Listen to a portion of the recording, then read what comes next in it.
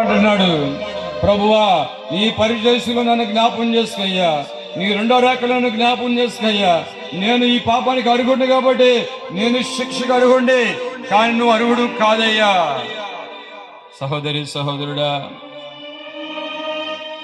హృదయం తెరువు, అంతరంగాన్ని ప్రభువుకి అప్పగించు, నీ దేహ ప్రాణ శరీరం ప్రభుకి అప్పగించు.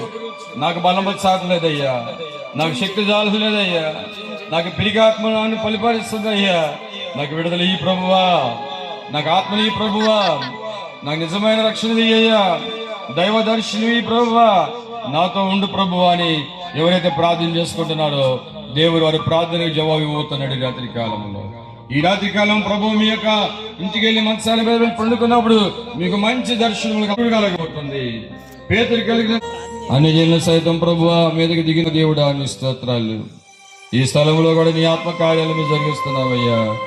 ఎందరైతే బంధకాల్లో ఉన్నారు, ఎందరైతే ప్రభువా తండ్రి ప్రభువా దాసత్వమైన చీకటిలో ప్రభు అపవాదిత ప్రభువా నడిపించబడుతున్నారు, ఆ రువాండ దేశంలో పాతాల శక్తులను ప్రభు వాళ్ళని పట్టి పీడించింది తండ్రి. కుల మత డివైడింగ్ రూల్ పెట్టి ప్రభు కాన్స్టిట్యూషన్ లో కూడా నాయన నీ బిడ్డలను ఎంతో రకంగా ప్రభు హింసించాలని ఆలోచిస్తున్నారు తండ్రి. మా భారతదేశంలో ఒకసారి జ్ఞాపం చేసుకో ప్రభువా, మా భారతదేశం మీద అన్ని జనుల మీదకి నీ పరిశుద్ధాత్మ కుమ్మరించండి అయ్యా. అపోస్తలుల 2:17 ప్రకారంగా అంత దినాలు నా ఆత్మ మనుషులందరి మీద కుమ్మరిస్తున్నాను తండ్రి.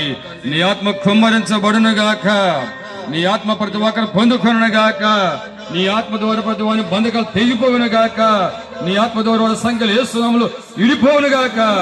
నిత్య నరకం నుండి ప్రతి ఒక్కరు విడిపించబడి నిత్య జీవమునకు ప్రతి ఒక్కరు ఆత్మను ప్రభు రక్షించుకొని ఆ పరలోకానికి తీసుకున్నకు ప్రతి ఒక్కరికి భూమి మీద ఉండగానే వారి దీపములు వెలిగించి ప్రతి ఒక్కరు యేసుని అంగీకరించి నిత్య జీవన పాత్రలో ఉన్నట్టుగా ప్రతి ఒక్కరిని ఆశీర్వించి పంపించమని, ఇతబడి వాక్య ఫలం చేయమని యేసయ్య దివ్యనామములో ప్రార్థన చేసి అడిగి వేడుకొనుచున్నాము తండ్రి.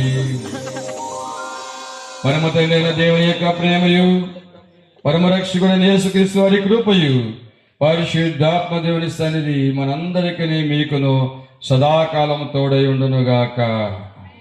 హల్లెలూయా, హల్లెలూయా, హల్లెలూయా.